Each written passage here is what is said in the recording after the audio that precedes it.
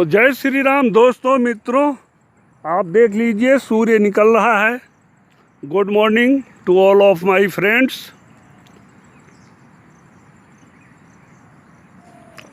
आज मैं नर्मदा के किनारे प्राकृतिक आनंद लेने के लिए पहुंच गया हूं और ये घुघरा घाट है, घुघरा जलप्रपात, घुघरा जल फॉल्स। तो कुछ हमारे दोस्त इंग्लिश वाले हैं जिनके लिए इंग्लिश में बोल दूं। Today I have reached a holy river Narmada माँ Narmada at the bank of माँ नर्मदा। तो I have made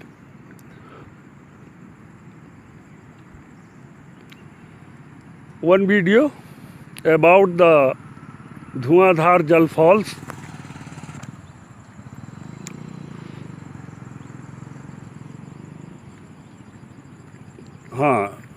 I am saying that I have made one video about the Dhuandhar Jal waterfalls, Dhuandhar waterfalls, जिसको धुआंधार जलप्रपात बोलते हैं।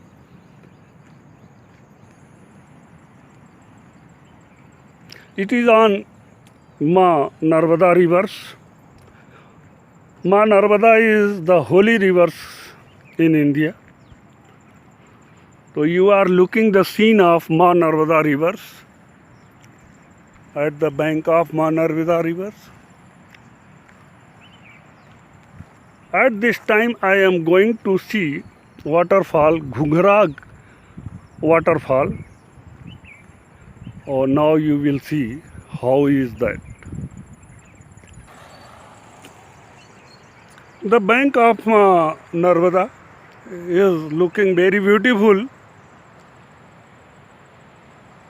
Or it is raining time, so everywhere is green.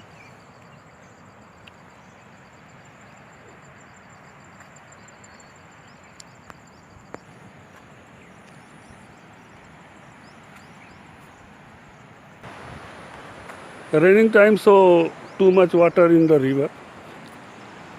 So waterfall is not showing. All waters are equal.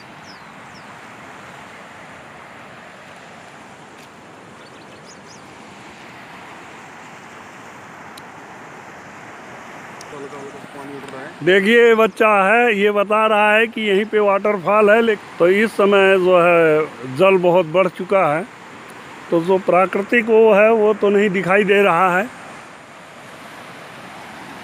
तो ये बच्चा बता रहा है वाटरफॉल डूब गया है। तो यहाँ का आनंद लीजिए।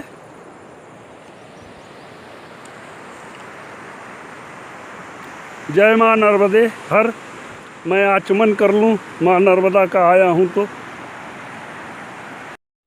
Today I have walked and walking at the bank of Narmada, Ma Narmada. Just a Ghunghra waterfall.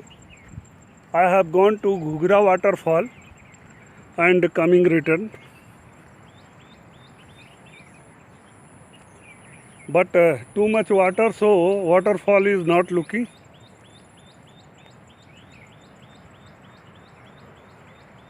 Very beautiful scene.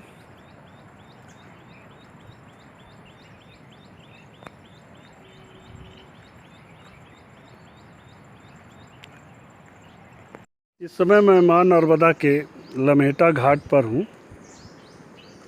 Ghughra waterfall के बाद मैं यहाँ आया। बीच में एक परमहंस महात्मा का आश्रम है, बहुत पुराना, और लमेटा घाट बहुत पुराना है। आप देखिए, ये गांव है गोपालपुरा गांव, तट पर है।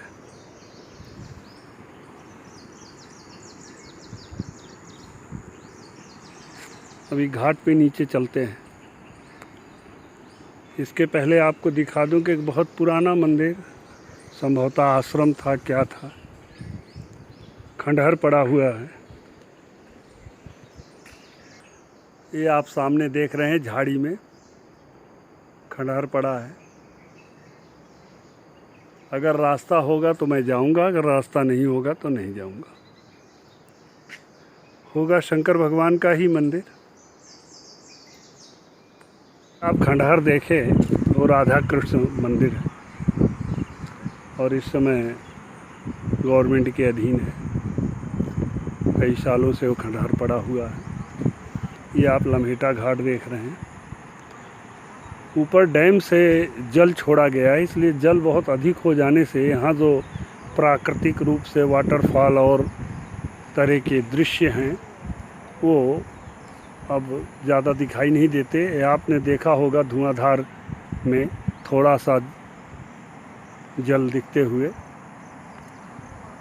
तो यहाँ हर किलोमीटर पे हर गांव के किनारे घाट हैं माँ नर्मदा का। और वो महान हैं जो इसके तट पे रहते हैं।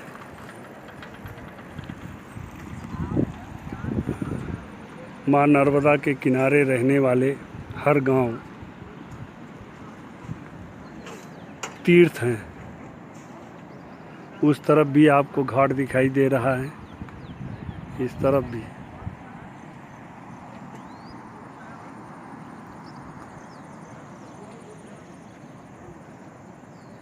अब चलते हैं राधा कृष्ण मंदिर, वो जो खंडहर आपने देखा था। पीछे से मैं झाड़ी के अंदर मंदिर दिखाया था, वो राधा कृष्ण मंदिर है। 50 साल से ये जो है खंडहर के रूप में बदल गया है। कभी बाढ़ आई होगी और राधा कृष्ण मंदिर की मूर्ति यहाँ से हटा दी गई है। वो इधर तिलभाड़ेश्वर करके महादेव हैं, वहाँ उसमें रख दी गई है। और ये संरक्षित स्मारक पुरातत्व विभाग द्वारा संरक्षित है, मध्य प्रदेश के पुरातत्व विभाग द्वारा। और चलिए आपको दिखाते हैं इसकी बनावट। बहुत प्राचीन है और मध्य प्रदेश को ये जागृत करना चाहिए। बहुत बड़ा आश्रम था, ये बहुत बड़ा मंदिर था। ये रास्ता उसी के लिए बनाया गया है। अब आप देखिए इसकी बनावट, नीचे पत्थर से, ऊपर ईंट से, लाहौरी ईंट से निर्मित है। ये है इसकी बनावट।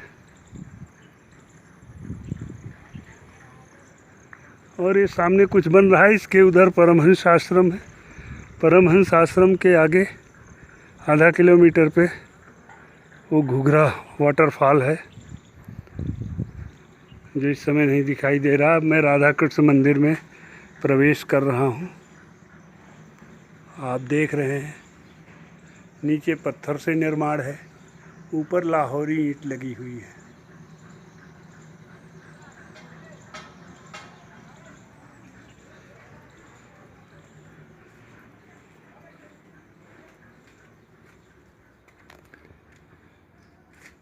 चप्पल बाहर निकाल देते हैं। और बहुत सुंदर बना था।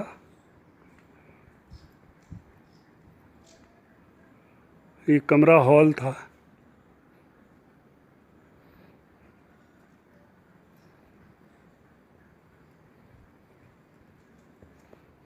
मैं पुरातत्व विभाग से कहूँगा कि इसकी साफ सफाई ही नहीं बल्कि इसका उसी नक्शे से पुनर्निर्माण किया जाना चाहिए। और जिस तरह हम्पी में सभी मंदिरों को संरक्षित करके डबल स्टोरी भी था, ये सीढ़ी बनी हुई है। कर्नाटक हम्पी में जिस तरह संरक्षित किया गया है और इस समय पूरे विश्व के टूरिस्ट वहाँ आते हैं, तो उसी तरह इसको भी संरक्षित किया जाना चाहिए और निर्माण भी किया जाना चाहिए। ये हॉल है, ये मेन मंदिर जो बैक साइड के गेट से हम प्रवेश किए, ये इसका निर्माण है, आप देख रहे हैं। राधा कृष्ण की किसी ने फोटो रख दी है। मूर्ति तो नहीं है इस समय, मूर्ति दूसरे मंदिर में रख के पूजा पाठ किया जा रहा है। ये शिवलिंग है।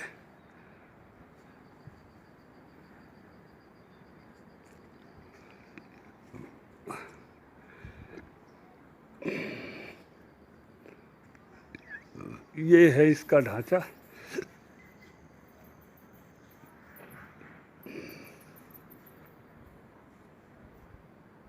ये मेन मंदिर है।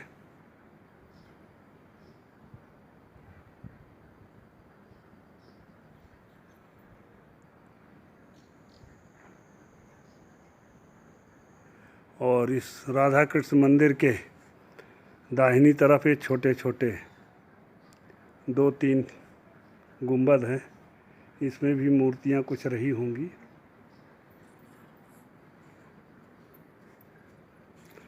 और इसका मेन गेट इस तरफ है।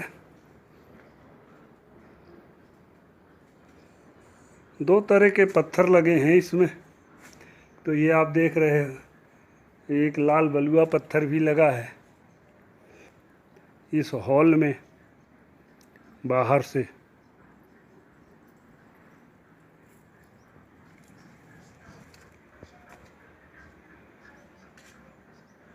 ये है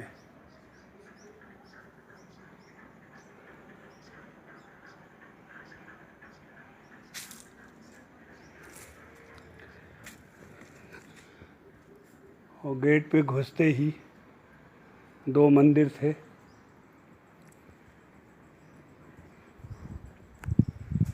तो अब हम बाहर निकल आए हैं। ये इसका पोर्शन है, इसका गुंबद सही सलामत है, इसका नहीं है।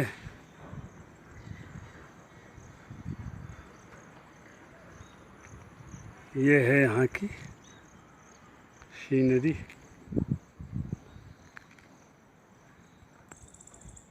इस समय मैं लम्हेटा के बहुत प्रसिद्ध मंदिर तिलभंडेश्वर महादेव पे हूँ। कहते हैं कि ये शंकर भगवान स्वयं प्रकट हुए और तिल तिल भर बढ़ते रहते हैं। मकर संक्रांति को ये 1 तिल बढ़ते हैं, इसीलिए इनका नाम है तिलभंडेश्वर महादेव। शिव पुराण में उल्लेख सहत है। और देखिए पंडित जी ही बताएंगे। तो ये तिलभांडेश्वर महादेव के पुजारी हैं, संरक्षक पुजारी मालिक सभी सभी। और तो क्या नाम है आपका? शुभ नाम क्या है? ब्रजमोहन दुबे। ब्रजमोहन दुबे जी हैं। तो अभी आप इनके मुखारविंद से इस लम्हेटा घाट का महत्व और तिलभांडेश्वर महादेव का महत्व क्या है आप सुनेंगे। तो अब हम पंडित जी से निवेदन करते हैं कि वे लम्हेटा घाट के महत्व पर और तिलभांडेश्वर महादेव के महत्व पर कुछ अपने ज्ञान हम लोगों को या हमारे श्रोताओं को, हमारे वीडियो को देखने वालों को दें। नहीं आप बोलो ना पंडित जी, बताइए। नर्मदा पुराण शिव पुराण में इनका वर्णन सहित उत्पत्ति का पूरा उल्लेख है कि कैसे 1 तिल बढ़ते हैं, कैसे नर्मदा पुराण में इनका पूरा वर्णन दिया है और शिव पुराण में आप इसको उठाकर देख सकते हैं। ये पंडित जी हैं जो यहाँ के पुजारी हैं। और ये राधा कृष्ण मंदिर है, ये वहाँ से लाई हुई मूर्ति है ना। यही राधा कृष्ण मंदिर जो अभी आप मंदिर को खंडहर के रूप में देख रहे थे, वो यहाँ ला के पूजा पाठ किया जा रहा है। और तिलभंडेश्वर महादेव का दर्शन करना नर्मदा खंड में अपने में बहुत अद्भुत ही माना जाता है। प्रथम मंदिर है ना ये। हाँ, इसके बाद की सब शाखाएं हैं, बाद के मंदिर हैं, सबसे प्रसिद्ध मंदिर है। और पंडित जी का कहना है कि ये प्रथम शिवलिंग है और इसके बाद की सब शाखाएं 12 ज्योतिर्लिंग के बाद जो 52 ज्योतिर्लिंग है उसमें 52वां जो ज्योतिर्लिंग है ये है। और जो 52 खंबे का मंदिर है पूरा, एक और ये 108 दीपक हैं इसके, शुद्ध घी से ये भी जलता है। इसके नीचे 9 ग्रहों का यंत्र है। इस दीपक के नीचे 9 ग्रहों का यंत्र है। 108 दीपक इस पे जलाए जाते हैं शुद्ध घी से जलता है। ये तांबे का और इस मंदिर में 52 जो है खंभे हैं और ये 52वां तीर्थ माना जाता है, जैसा कि आप पंडित जी के मुखारविंद से आप सुने। तो ओम नमः शिवाय, पार्वती पते, हर हर महादेवाय नमः। शंकर भगवान के अद्भुत स्वरूप का आप दर्शन कर रहे हैं।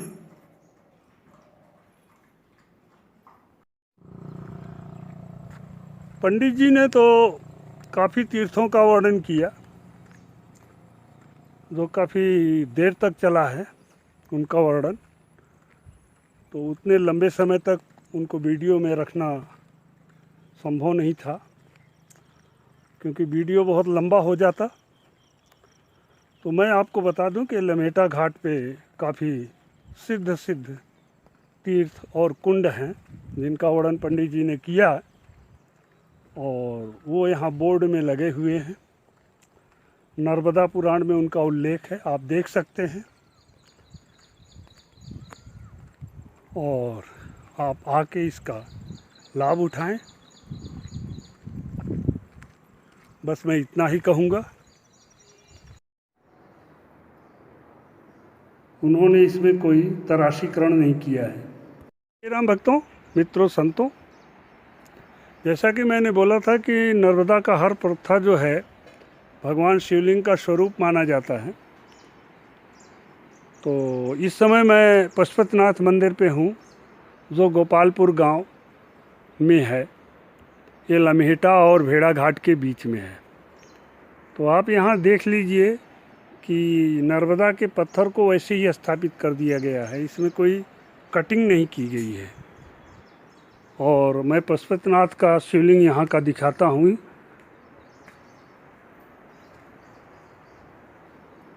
आप देखिए, इसमें भी कोई कटिंग नहीं की गई है, ठीक उसी तरह शिवलिंग स्थापित कर दिया गया है।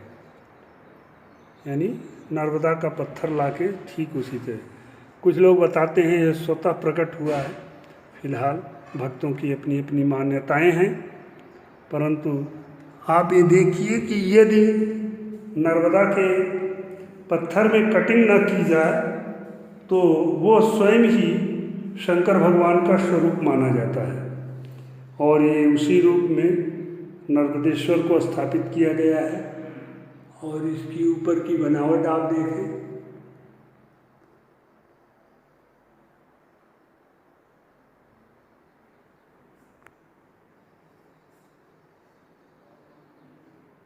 तो ये है पशुपतिनाथ, नर्मदा के तट पर गोपालपुर गांव में, लम्हेटा और भेड़ा घाट के बीच में।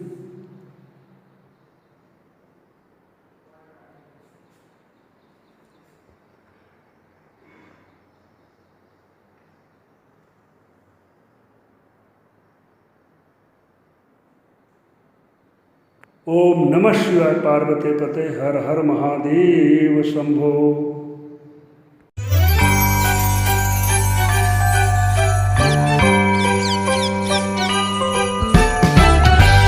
थैंक्स भगत। यदि आप पहली बार हैं मेरे चैनल पर तो चैनल को अवश्य ही सब्सक्राइब करिएगा।